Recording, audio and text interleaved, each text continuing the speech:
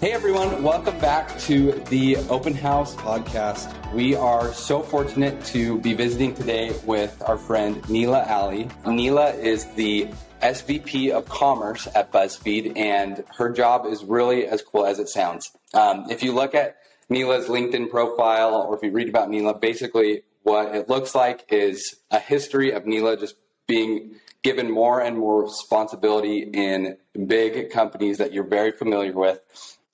And so rather than me spend a lot of time introducing Nilla, I wanted to let her describe her role at BuzzFeed and as SVP of Commerce. So Nilla, tell us a little bit about what you do at BuzzFeed and all that SVP of Commerce entails for you. Yeah, happy to chat about my role. And thank you so much for inviting me on your podcast or show, whatever you want to call it. So I've been at BuzzFeed for over 4 years. I was at Time Inc. before that, leading their commerce efforts. As you said, role has very much evolved over the years. One fun fact is I also oversee our retail direct-to-consumer advertising business, so have quite a big purview. But on the commerce side, I very much am focused on all things getting our users to shop from our content. Historically, that has meant shopping roundups, reviews, things that you see kind of as editorial posts or commerce that lives on social. We're definitely experimenting with new formats and thinking about things like live commerce and even exploring things like Openhaus, where we can really think of how can we use our content expertise to help our audience find really cool products and easily shop it from our content. So that's awesome. That's a little bit of my role in a nutshell. Yeah. And I knew that if I asked you to describe your background, you also wouldn't brag about yourself. But Nilla, under her, leadership at BuzzFeed, BuzzFeed has seen a 10x growth in their affiliate and commerce revenue. And Nilla is also a Forbes 30 under 30 in the advertising and marketing category. So one of the first things I wanted to talk about, Nilla, was the history of commerce at BuzzFeed. So I feel like for someone that's not really familiar with the affiliate business, they might look at a company like BuzzFeed or Time as making all their money just through like display ads that you see either like printed in Time magazine or, just mixed in with content. But I imagine that maybe that's kind of how BuzzFeed got started, was their primary revenue model. But maybe you can kind of give us just like a background of how BuzzFeed got into the commerce space and what that's looked like. Content has always been in the ethos of BuzzFeed. So a main kind of revenue monetization channel for BuzzFeed, even prior to me starting, was native content.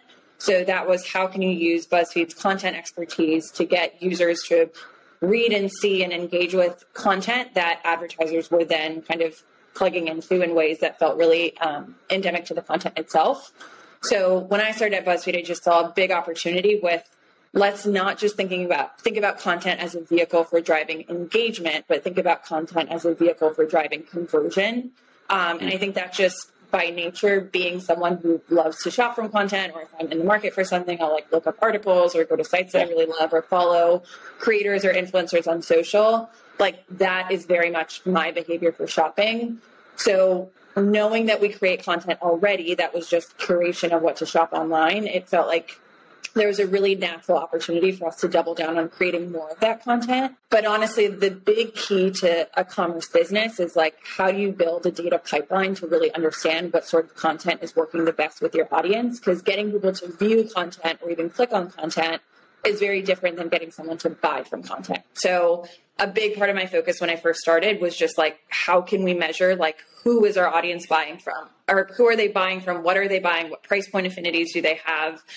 Which product categories do super well? Which channels are the best for those certain product categories, and kind of building a business around that. So again, it very much was leaning into what we already did and what was tried and true to BuzzFeed, but just adding a layer and lens of commerce and conversion and thinking about the consumer through that perspective, not just from views and engagement, which is a natural extension of what media companies currently do. So I listened to a couple of podcasts that you've been on before our conversation today. And one thing that was talked about that I thought was interesting that I never thought about was that with Facebook or Instagram or these social media platforms, the content consumption is passive in a way that you're just kind of like waiting for them to put something in front of you. And so advertising on there, like the advertisers have to have the mindset that like, this is just going to be a passive media consumer.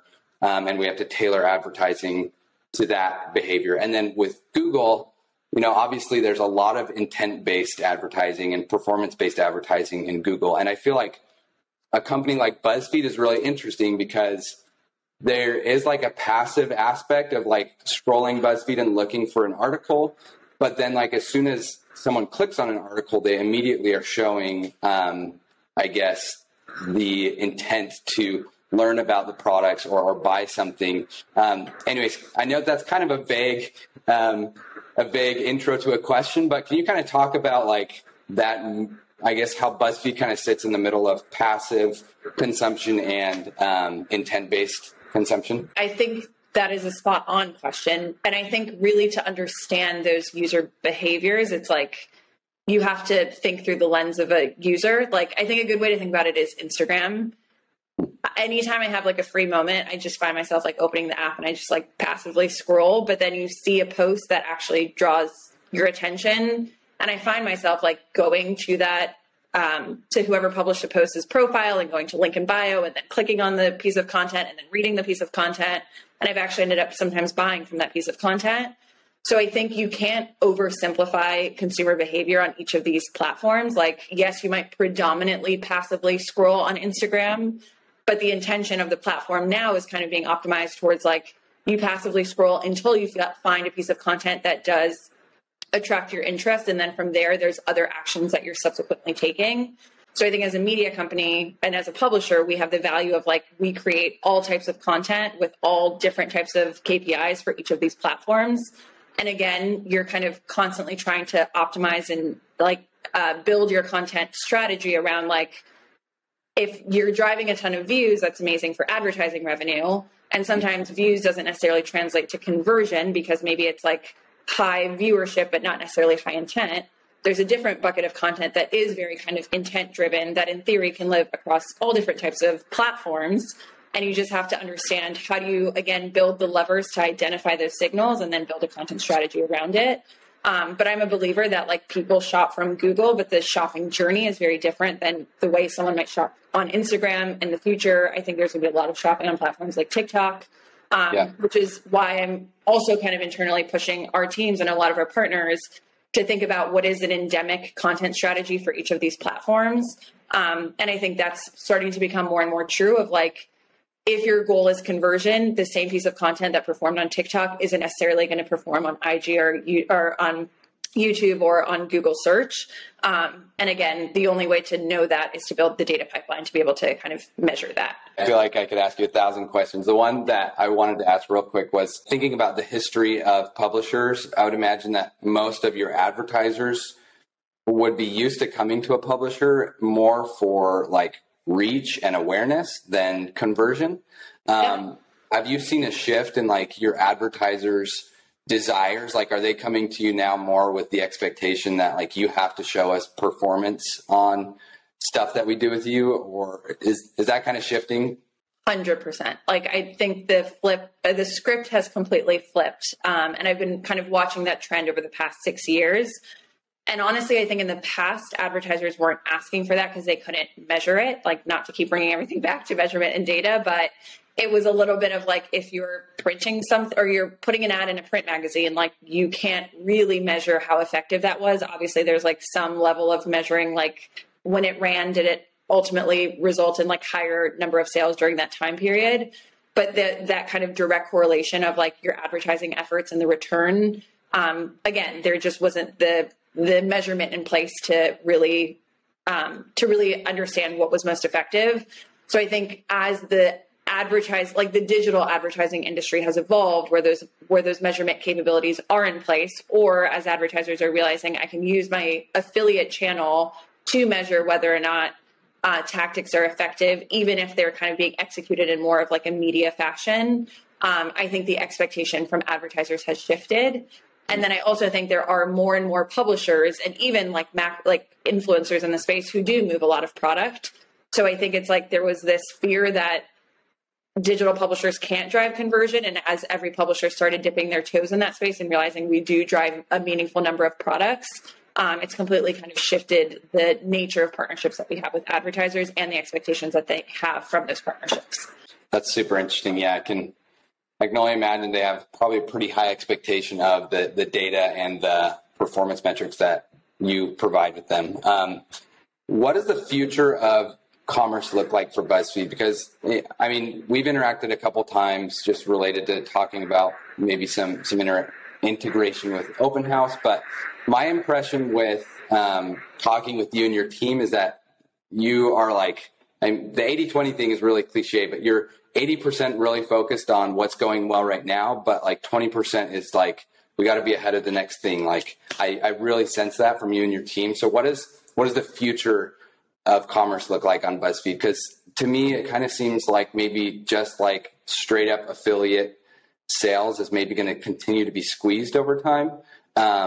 And commerce is just going to have to kind of change for people like BuzzFeed. But anyways, what's the future look like for commerce at BuzzFeed? I mean, I will say, I think the term affiliate is a bit oversimplified. Like when I think affiliate, I just think what are performance-based partnership models that create mutual incentive between a publisher and an advertiser. So I actually think we'll see a bigger and bigger shift towards that model, where there's just an expectation that if there's mutual incentive for us to drive top line GMV for a retailer because we actually get a percentage of those sales. So I think that's like a great partnership model to strive for.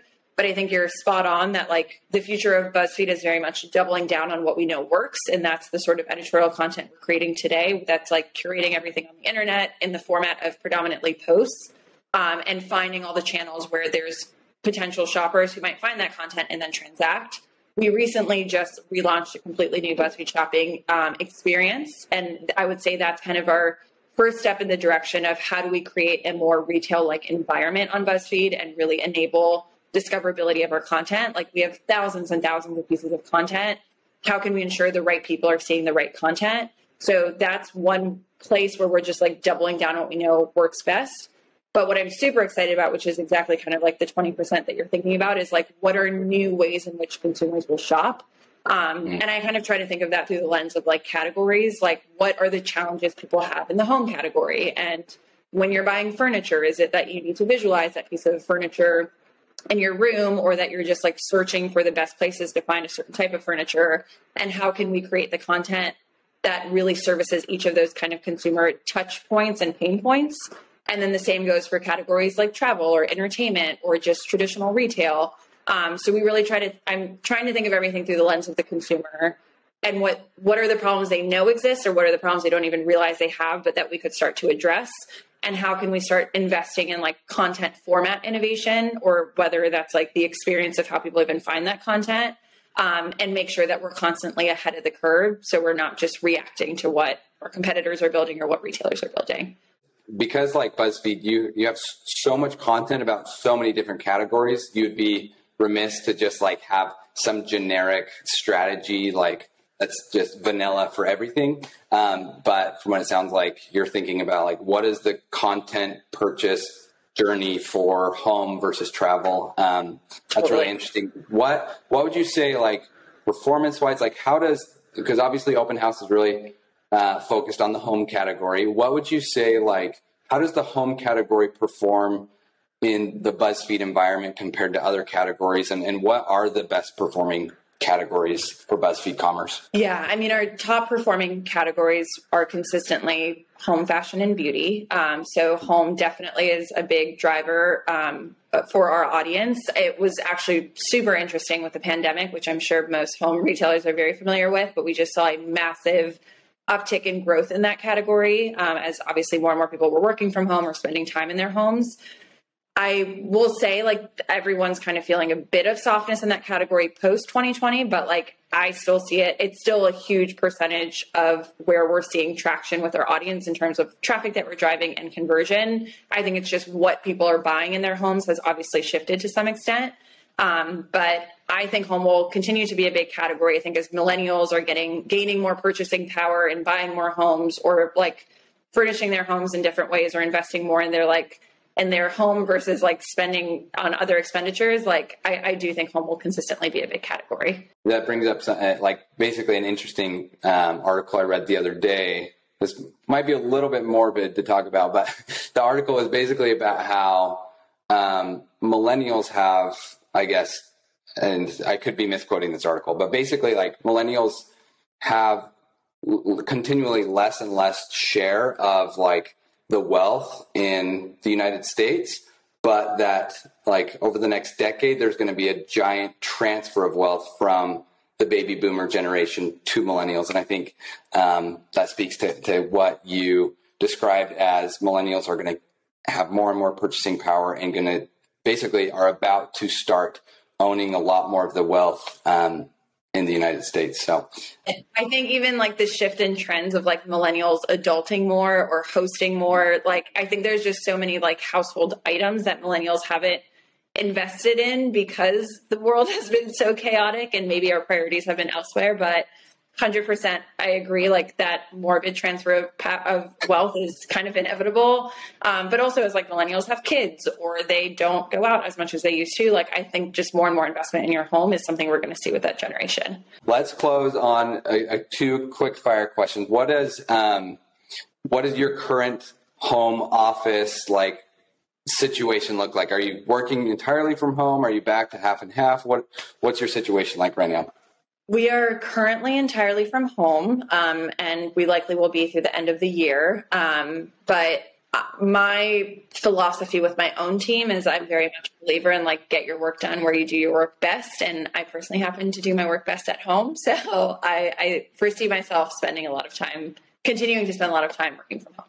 What does kind of like your routine look like? I mean, for me, I love working from home because me and my wife, we both work from home. I love the flexibility. Like a lot of days we'll actually like get up early, work several hours, and then we'll take a break at lunch, go eat, go to the gym, and then come back and work the rest of the afternoon, where like that would just kind of be unheard of before we all started working from home more. What is kind of your routine look like that helps you make home be a productive place to work? Love that question and something I'm always trying to maximize, but I just became the owner to a beautiful little Australian Shepherd who has a lot of energy. So I think what I love about working from home and maximizing my time with him is just like he needs a lot of exercise and I love walking. So I live in Greenpoint, so we have a lot of beautiful places to walk around to. So it's just like waking up early in the morning and taking him on a long walk and coming back and like making my little smoothies and like my tinctures in the morning,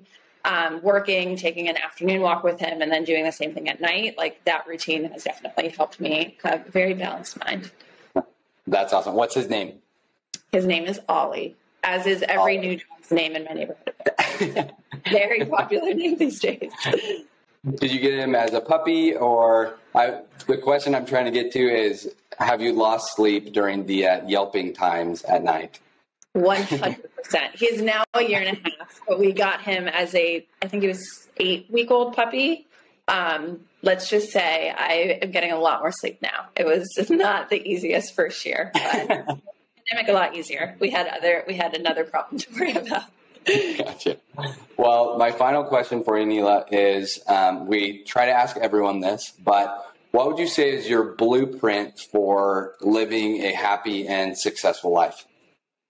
Honestly, I think investing in trying to find balance between like work and relationships. Like to me, friends and family are the most important thing. And I do sometimes have workaholic tendencies. And there's been parts of my career where I've maybe balanced work more or like prioritized work more than my relationships. But at this stage of my life and also with everything happening in the world, I'm like reprioritizing friends and family above everything. And that is one thing that keeps me going. So hope to be able to continue to do that because they're the ones who will be with you for the longest. So I feel like when the pandemic, like when we first kind of locked down, I kind of had these hermit tendencies to kind of close myself in. And it wasn't until I started interacting with people again that I realized how healthy it is for us to have that interaction. And it's so important. So anyways, thank you so much for connecting with us today. Like I said, I have 1,000 more questions related to content and commerce. Thanks again for taking the time to chat today. Thanks so much for having me. It was a pleasure.